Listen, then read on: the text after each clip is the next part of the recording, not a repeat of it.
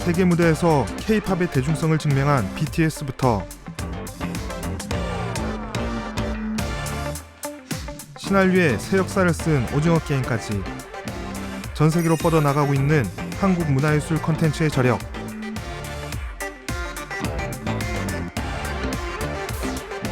하지만 한류 열풍의 그늘에 가려진 복지 사각지대에선 아직 많은 문화예술인들이 배고픈 시기를 보내고 있습니다.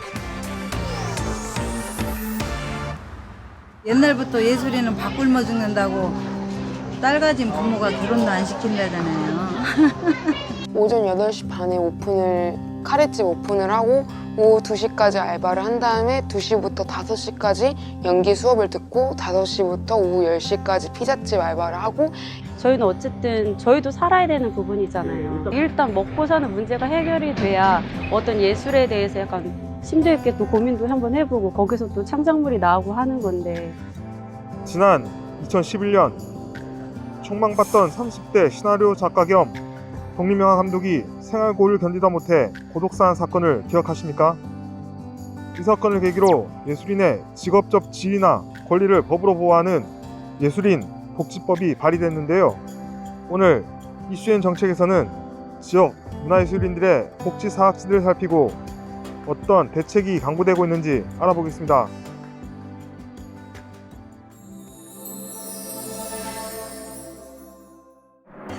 영화 감독이자 시나리오 작가였던 최고운 작가.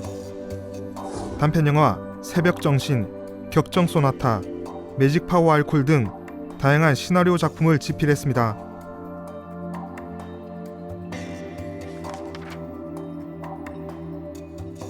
복지 사각지대 속에서 갑상선 기능 항진증과 췌장염을 앓다 극심한 생활고로 사망한 당시 고인의 나이는 33살.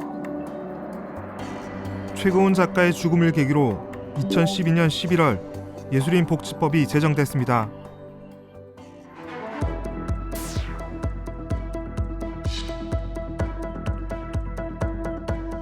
예술인 복지법에 따르면 예술인은 예술활동을 업으로 하여 국가를 문화적, 사회적, 경제적, 정치적으로 풍요롭게 만드는 데 공헌한 자로 창작이나 실현, 기술 지원 등의 활동을 증명할 수 있는 사람을 말합니다.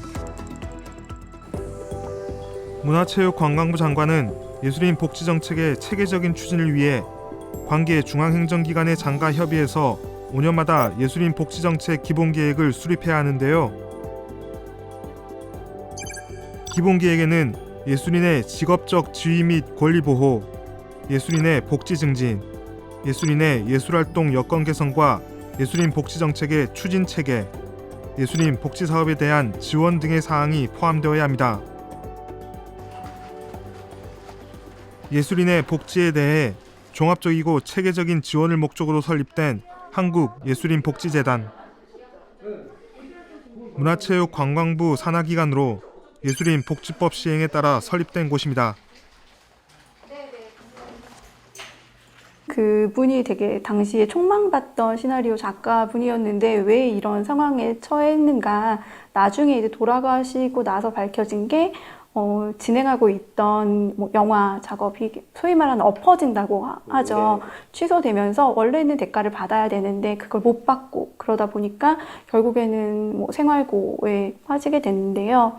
실은 지금도 그런 사례들이 굉장히 많이 있으세요.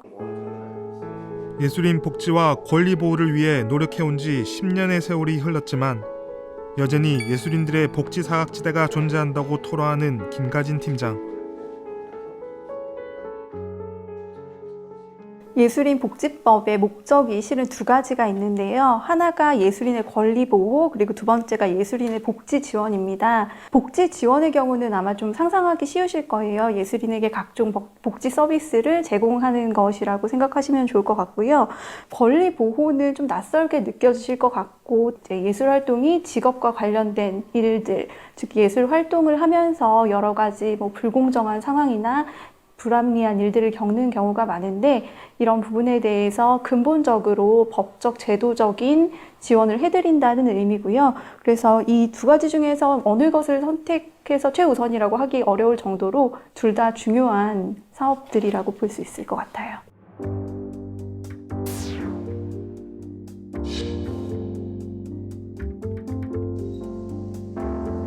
코로나19로 거의 모든 업계의 경제 상황이 악화되었던 지난 몇 년 동안 공연 예술계는 가장 먼저 타격을 받았습니다. 사람이 모여야만 공연이 이루어지는데 코로나19로 사회적 거리두기가 시행되면서 사람들이 모일 수 없었던 것.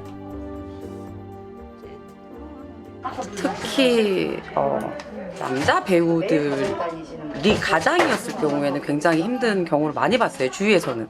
코로나 때문에 행사가 우선 많이 취소가 많이 돼서 2년 동안 전혀 공연을 하지 못했었죠. 코로나 때 이제 굉장히 많은 공연들이 취소가 되는데, 그때는 이제 전화 받는 게 좀 무서웠어요. 전화가 오면은 죄송한데 취소가 될 것 같습니다. 이런 경우가 굉장히 많았는데, 예술인 복지법에 의해 문화체육관광부에서 3년에 한 번씩 실시되는 예술인 실태조사. 2018년과 2021년 조사 자료를 비교해보면 우리나라 예술인의 연평균 수입은 3년 사이 41%나 줄어들었습니다. 특히 편차가 큰 분야는 국악과 대중음악, 무용과 연극 등으로 2021년에 조사된 연평균 수입인 755만 원보다 한참 낮은 것으로 조사되었습니다. 코로나19로 인해 공연이 취소되거나 극단이 문을 닫아 타격을 크게 받았던 연극계. 북적거리던 대학로에도 찬바람이 불었습니다. 1997년에 데뷔한 중견 연극배우 손정아 씨. 처음에 연기 공부했던 것도 저기 해화동 로타리 쪽에 있는 곳이었거든요. 그 다음에 저희 그 미니의 사무실도 이쪽에 있고 지금은 옮겼지만 여기 진짜 골목 안 가본 데가 없죠. 옛날엔 포스터 붙이러도 다녔고 진짜 고향이라는 말이 무색하지 않죠. 대학로에선 20여 년 동안 수많은 무대에 서왔지만 팬데믹 상황에선 속수무책이었다고 합니다. 거의 극장에 완전히 문을 닫은 경우도 있고 그나마도 두 자리 건너서 받고, 그러니까 사실은 이게 꽉꽉 채워도 지금 분기점이 넘을까 말까인데, 그렇게 하니까 그냥 차라리 안 하는 게 낫지 않냐, 아니면 그래도 무대를 지켜야 된다라고 하시는 분들도 많았는데 정말 많이, 그래서 공연도 많이 엎어지고요. 초반에는 역학조사가 굉장히 타이트했잖아요. 그래서 짠 했는데 바로 막 내린 경우도 많고 굉장히 많아요. 몇 년간 이어진 불안과 생활고 때문에 연극이 아닌 다른 일을 찾아 나서게 된 배우들. 배우하는 친구들도 젊은 친구들은 편의점 같은 경우 아니면 아침 일찍이나 새벽에 할 수 있는 일을 찾고, 이제 왜냐하면 이제 극단 활동을 또 어느 정도는 해야지 되니까. 사실 예술인 복지법이 제정된 후에도 여전히 복지 사각지대에 놓인 예술인들이 존재하는 까닭은 비단 최근 몇 년간의 코로나19 상황 때문만은 아니었습니다. 최고원법이라고 불린 예술인 복지법은 출발부터 최 씨 같은 비정규직 문화예술인들을 복지의 틀과 사회 안전망에 수용할 수 없는 한계를 갖고 있었는데요. 실업 상태에서 혜택을 볼 수 있는 고용보험이 빠져 있었기 때문 4대 보험 중 산재보험만 적용됐는데 최 씨는 산재로 사망한 게 아니었기 때문입니다. 예술인 복지법 제정될 때가 10년 전인데, 그때만 해도 우리 사회 자체가 그 예술인에게 고용보험을 가입하게 하고 뭐 실업급여를 준다라는 것을 받아들일 수 있는 상황이 좀 되지 않았어요. 지난 2018년 국내 최초로 문화예술 관련 프리랜서의 노동 환경을 조사한 서울시. 실태 조사 결과 열악한 처우가 드러났습니다. 조사 결과 응답자 중 54.6%가 정기적이거나 지속적인 일감이 없다고 답했고, 한 달 평균 일한 날은 17.5일, 하루 평균 업무 시간은 393.5분에 휴식 시간은 78.7분이었습니다. 또한 근로 시작 단계에서 제대로 된 계약서를 작성하지 않는 경우가 44.2%로 불공정한 계약을 경험했다는 경우도 상당수였습니다. 업계 관행에 따라 보수가 결정되고 미래에 대한 불안감이 생길 정도로 일정하지 않은 수입. 문화예술인들은 먼저 근로계약서를 요구할 수도, 합당한 보상을 바랄 수도 없는 갑을 관계에 있어 가장 약한 존재일 수밖에 없었던 것입니다.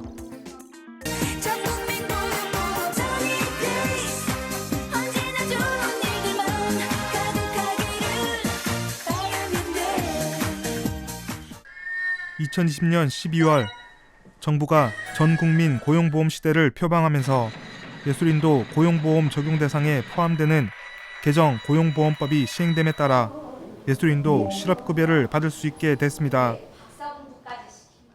그 고용보험 가입자 수도 생각보다 굉장히 많고 그 7월 기준으로 13만 명 이상이 되는 셈이고 실업급여를 받은 예술인도 이제 슬슬 많이 나오기 시작해서 실제로 잘 이용하신다면 굉장히 효용감이 높은 그런 제도라고 생각이 됩니다.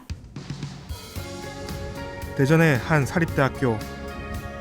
20대 청년 예술인들의 현실을 살펴보기 위해 찾아온 이곳에서 연극 영화영상학부 4학년에 재학 중인 김명화 씨를 만났습니다. 연극 배우라고 하셨는데 그동안 어떤 공연을 해오셨는지. 제일 처음 시작한 작품은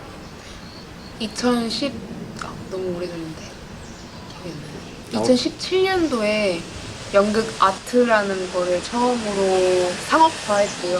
지금 준비하고 있는 작품은 대전 역사랑 예술, 문화 이런 것과 관련해서 창작극을 준비하고 있고요. 동료들과 같이 대본을 쓰고 공연을 기획하는 걸 준비 중입니다.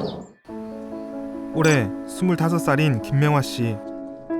대학에 진학하기 전인 21살 때 첫 공연을 하며 연극 배우로 데뷔했지만 좀 더 체계적으로 연기를 배워보고 싶다는 목표를 세우고 바라던 학과에 합격했다고 합니다. 지난 2년 동안 연극 무대에 서보지 못했다는 김명화 씨는 요즘 무척 바쁜 하루를 보내고 있습니다. 우선 수업이 없는 낮 시간에는 근로장학생으로 근무한다는데요. 여기는 입학관리과인데 대학교 수시 정시에 들어오는 그 학생들을 위해서 입시 상담도 하고 그리고 성적도 봐주고 그리고 과의 특성이 어떤 게 있는지 상담해주는 역할을 주로 하는 것 같습니다.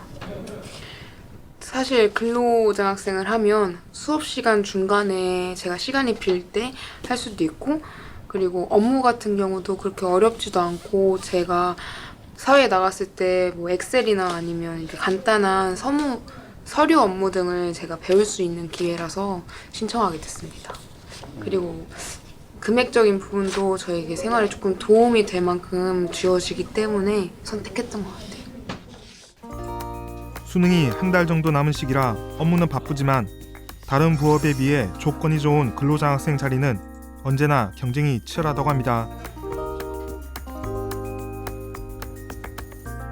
업무에 집중하다 보니 어느새 다가온 퇴근 시간. 짐을 챙긴 김명화 씨가 학과 사무실을 나섭니다. 이제 연습하러 가시는 길인가 봐요. 제가 근로만 하기에는 생활비가 부족해서 카페 알바하러 가요. 연극 배우의 길을 반대하셨던 부모님께서 연극을 허락하는 조건으로 경제적인 지원을 바라지 않겠다는 약속을 했다는 김명화 씨.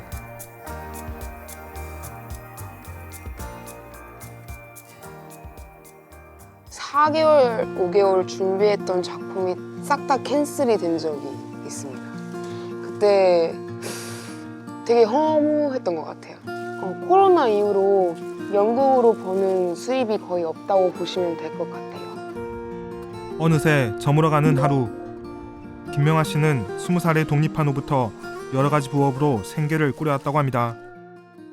근로근무 끝나고 지금 이렇게 알바까지 했는데 힘드시지 않는지. 안 힘들다고 하면 거짓말 아니에요? 네, 많이 힘든 것 같습니다. 일주일에 몇 개나 알바를 하는 거예요? 개수로 치면 총 3개 하고 있어요. 근로학생, 편의점, 카페 이렇게 3가지 하고 있어요. 아니, 주말 타임으로 하루 종일 풀근무로 하고 있어요. 주말. 아니 그러면 이렇게 알바를 하고 이게 팀 작업이 많다고 들었는데 연습은 언제? 보통 평일에는 10시 이후에 알바 끝나고 가서 친구들이랑 맞춰보고 새벽 2, 3시쯤에 집에 가는 것 같아요. 늦으면 밤 샐 때도 많고. 평일 낮과 밤, 주말까지 부업을 해야 하는 빠듯한 일정이지만 수입은 겨우 생계를 유지하는 정도라는데요. 나머지 시간은 학교 수업과 연극 연습에 할애해야 하기 때문입니다.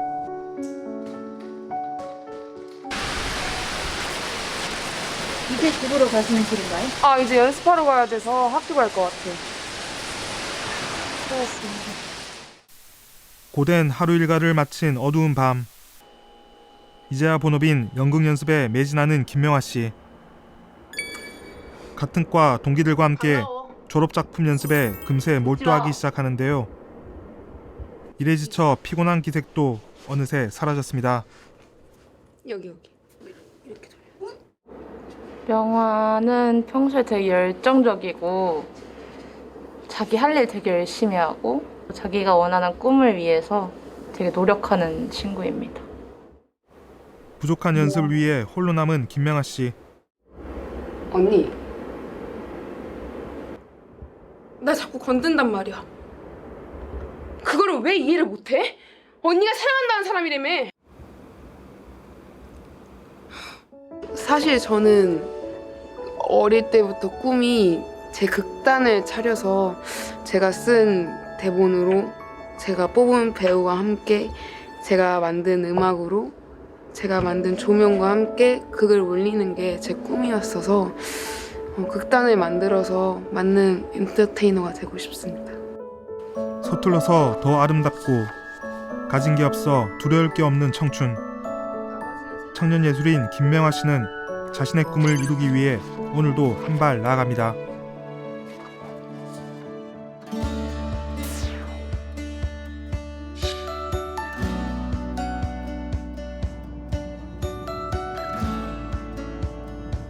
예로부터 기능과 예능의 장인들이 넘쳐나는 예향의 고장 전주. 최근 전주시에서 예술인과 시민을 위한 특별한 사업이 진행되고 있다고 해서 찾아가 봤습니다. 전주의 한 노인복지센터. 아침부터 북적거리기 시작하는데요. 나는 뭐라고. 그때 완산 좀 해. 안 주는 게 봐. 그러게 아버님. 잘하셨어요. 그래요. 오늘 들어가셨어요? 건강하시네. 마을 어르신들이 오랜만에 한자리에 모인 까닭은 바로 오늘 신나는 공연 행사가 복지센터에서 열리는 날이기 때문. 기대에 부푼 어르신들에 이어 오늘 공연을 펼칠 출연자들도 속속 도착하는데요. 모두 전주문화재단에 소속된 예술인들입니다. 선생님 지금 어떤 거 하고 계신 건가요? 저희 지금 전주문화재단 우서여 전주 예술배달부로 지금 활동하러 왔습니다. 이 사업은 바로 문화사학지대에 놓인 시민들에게 문화예술인들이 직접 찾아가 재능을 선물하는 예술선물 배달 우서의 전주. 오늘 실컷 웃고 또 즐겁게 즐기시고 우리 어머니들 가시면 좋을 것 같아요. 드디어 시작된 공연. 첫 순서는 국악 예술인들이 선보이는 대금과 국악 가요입니다.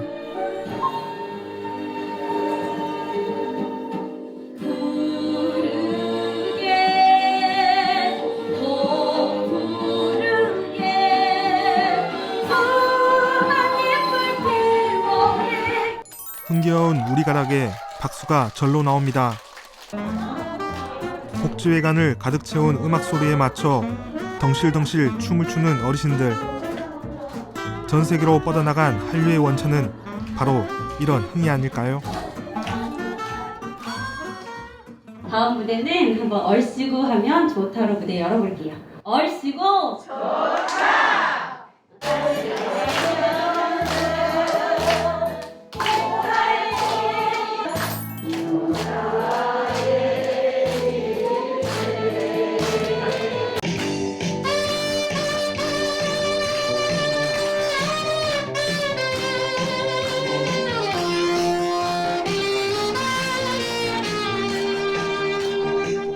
어르신들의 박수 속에 계속 이어지는 공연. 오늘 공연의 마지막 순서는 바로 신기한 마술.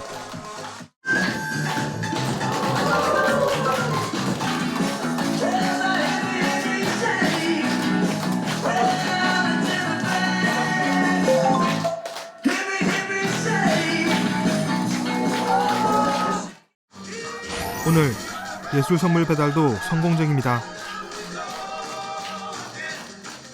이런 건 마술 공연도 좀 자주 보세요? 저 못 봐요. 언제 얼마나 처음 본 것 같아요. 아이고 즐거웠죠. 이런 노인들을 누가 그렇게 재밌게 해줘. 어르신들에게 첫 마술 공연으로 기억될 순간을 선물한 박태영 씨는 전주에서 14년 동안 활동해온 마술사입니다. 이게 신기함이라는 감정을 전달하는 게 되게 매력 있는 직업이라고 생각을 했고, 그리고 또 제가 상상하는 거를 뭔가 현실화 시킬 수 있다는 부분에서 되게 매력이 있어서 이거를 한번 직업으로 삼아봐야겠다라고 생각을 했어요. 얼마 전 가정을 꾸려 내년엔 아빠가 될 예정인 박태영 씨가 10년 넘게 마술 공연을 해오면서 가장 바라는 점은 바로 시민들이 문화예술에 대한 의식을 바꾸는 것.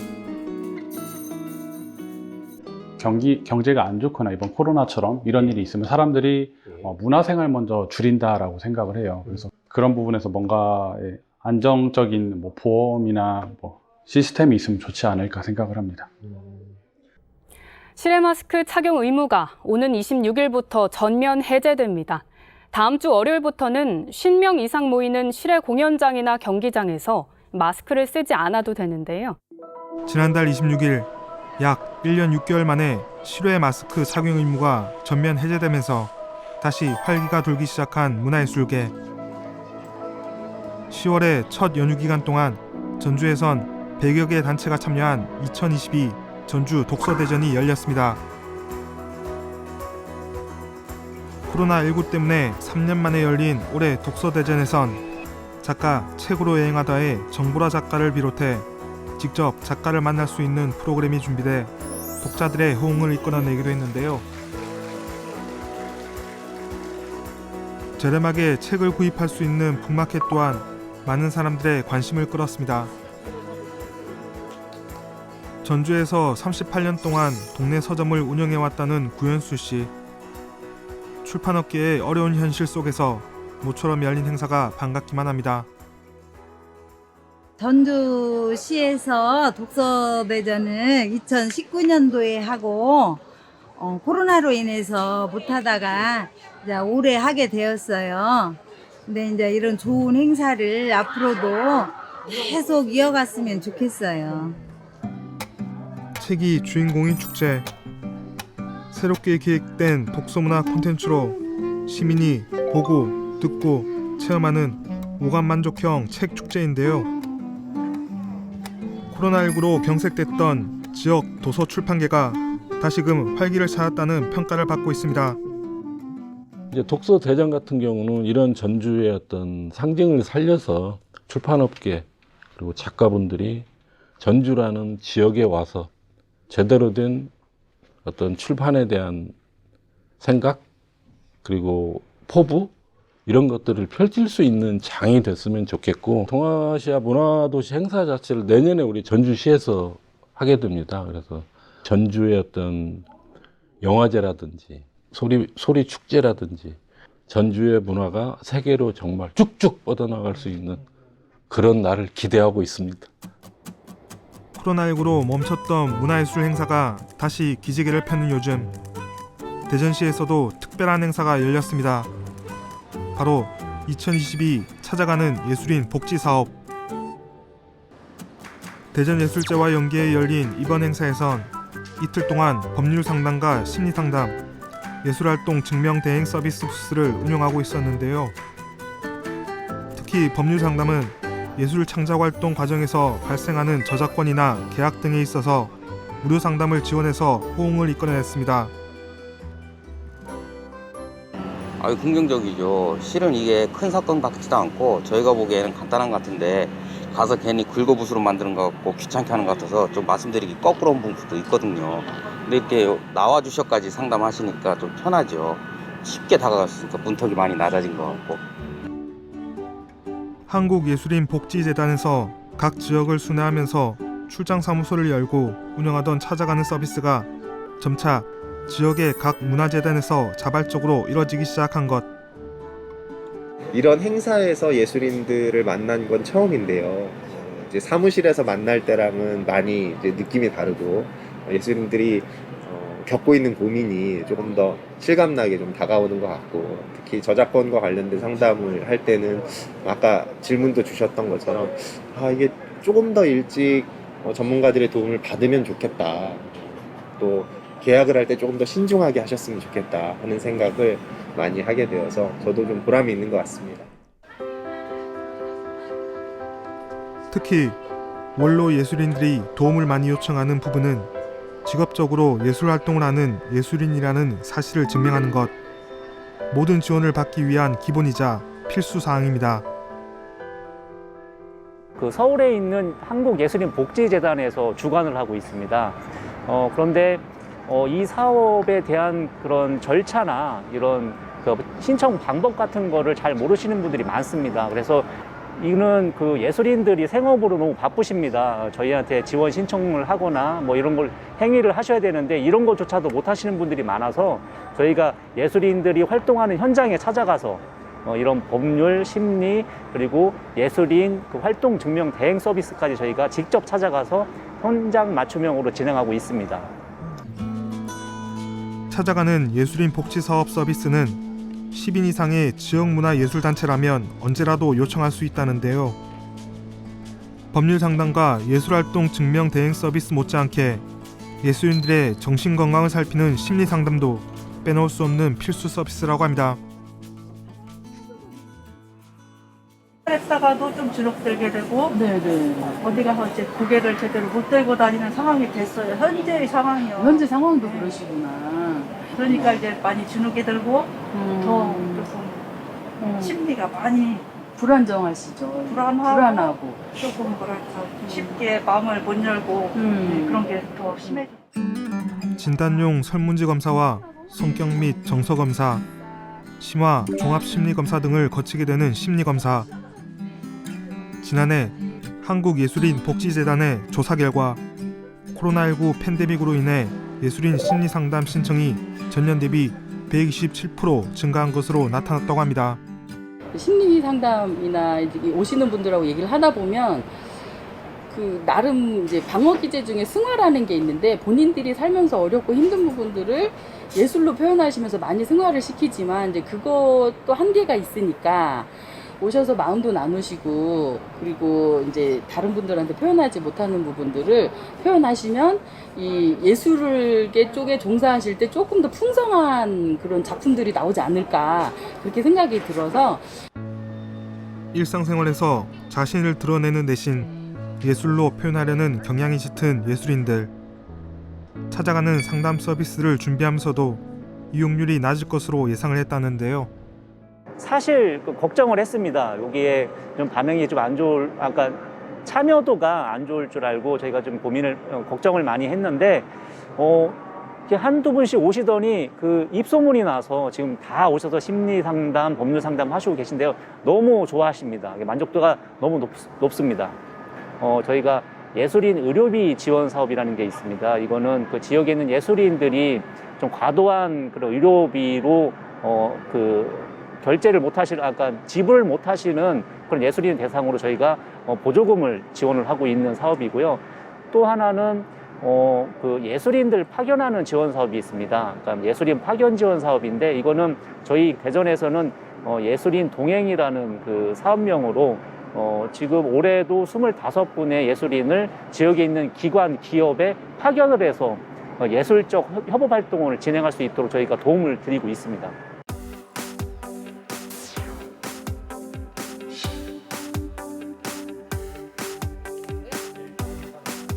점차 변화되어가는 사회인식과 함께 조금씩 향상되어 가고 있는 예술인들의 지위와 권리. 지난 9월 25일엔 예술인 권리보장법도 시행됐습니다. 그동안은 예술인 복지법에 따라 예술인이 사업자와 계약을 맺은 상황에서 불공정 행위가 발생했을 때만 보호받을 수 있었는데요. 예술인 권리보장법이 시행되면서 예술인의 범위가 예술대 학생이나 문화생까지 확대되고 국가나 지자체, 예술지원기관 관련 예술 활동을 할 때도 권리를 보호받을 수 있습니다.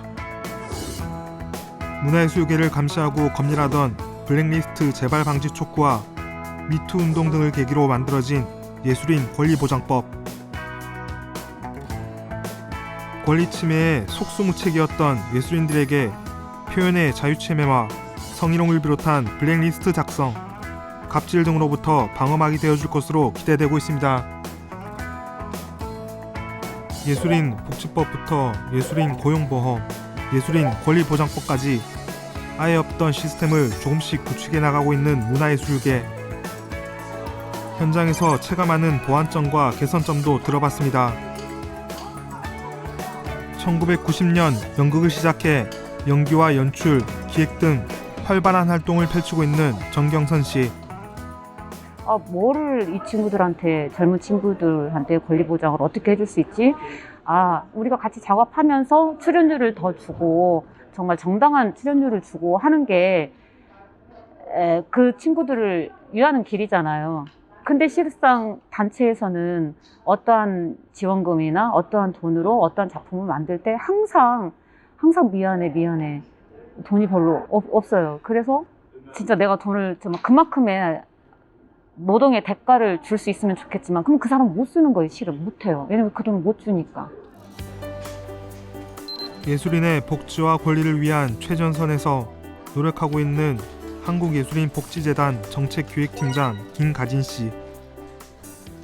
고용보험은 결국 의무 가입이기 때문에 사업주가 이거를 신고를 하고 회계 처리를 해야 되는데 만나다 보면 이제 예술계에 계신 작은 규모의 그 기획사라던가 극단이나 이런 데서 이 행정적인 부담이 너무 크고 어렵다라고 말씀하시는 경우들이 많아서 그 부분은 뭐 여러 가지 지금 뭐 두루누리라던가 그런 식으로 뭐 보험료를 지원하는 제도라던가 아니면 뭐 행정을 지원하는 제도들이 있는데 그런 부분을 좀 많이 알려드리고 그리고 좀 확대되어야 할 부분이 있는 것 같습니다. 전주에서 활발한 활동을 이어온 판소리 명창 강현영 씨는 예술가 창업 지원 사업을 통해 지역 예술가에서 예술 기업가로 창업을 준비 중입니다. 또 이런 예술 활동이나 창작 활동을 지속성으로 하기 위해서는 어떤 조직이나 프로젝트가 장기적으로 펼쳐지는 게 필요하다고 생각해요. 그래서 사회적 기업이라든지 사조직들이 많이 활성화가 되면 청년 예술인들이 조금 더 안정되게 예술을 펼칠 수 있지 않을까 생각하고 있습니다. 그리고 이제는 당당히 예술인 대열에 들어선 연기 전공 학생들. 지역 예술인 사업을 저도 지원받을 수 있는 제도도 많은 걸로 알고 있는데 그게 저희 신인 예술인한테 주어지는 기회가 많지는 않은 걸로 알고 있어요. 그래서 그러한 기회들이 조금 더 많아지면은 예술인들이 조금 더 꿈을 더 펼칠 수 있지 않을까라는 생각을 가지고 있습니다. 예술인 복지법이나 예술인에게 관련된 법이 지금 막 생겨나고 있는 걸로 아는데 제가 직접적으로 느끼고 도움받는 건 아직까지는 없는 것 같아요. 제가 지금 이제 졸업을 하고 싶은 게 굉장히 많거든요. 그렇게 제가 삶에 부딪혔을 때 예술인 복지법이든가 아니면 다양한 법들이 저에게 도움이 됐으면 좋겠습니다.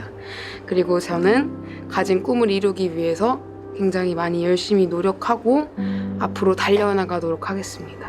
화이팅! 소리꾼이자 연극 배우인 전혜연 씨. 미래에는 좀 더 나은 세상이 펼쳐지기를 소망합니다. 이게 꿈을 쫓는 일이 참 멋있지만 참 힘든 직업인 것 같아요. 네. 하지만 가장 내가 하고 싶은 이런 내 직업으로 잘 먹고 잘 사는 그런 세상이 됐으면 좋겠어요. 중견 연극 배우이자 예술 강사로 활동하는 손정아 씨. 세계적인 한류 열풍 속에 스며 있는 작은 땀방울도 잊지 말아달라 당부합니다. 우리나라가 뭐 K-팝이니 K-드라마니 모두 막 지금 막 전 세계에서 막 각광받고 있지만 사실 그거에 다 근간은 우리가 지키고 있는 문화예술이라고 생각하거든요. 대한민국 문화예술 무대를 지키고 있는 예술인들도 좀 돌아봐 주셨으면 좋겠습니다. 헌법에 규정된 국민의 권리이자 국가의 의무인 문화 향유권. 대한민국이 진정한 문화 강국으로 나아가기 위해선 예술인의 권리 보장과 정당한 복지가 바탕이 되어야 할 것입니다. 매년 10월 15일은 문화의 날입니다. 대중매체의 사회적 가치를 새롭게 하고 문화예술을 진흥시키고자 제정된 날인데요. 복지사학시대와 코로나19의 여파로 극심한 침체기를 겪었던 문화예술계에도 최근 희망의 빛이 비추기 시작했습니다. 창의적 발상과 끝없는 고뇌 끝에 무에서 유를 피워내는 문화예술인들. 올가을 지역 곳곳에 마련된 문화예술의 장을 만나게 된다면 이 시대 문화예술인들에게 감사와 응원을 담은 박수를 보내고 싶습니다. 눈을 뜰 수조차 없게 한데도 거기서 멈춰있지만 그곳은 네 자리가 아냐 그대로 일어나 멀리 날아가기를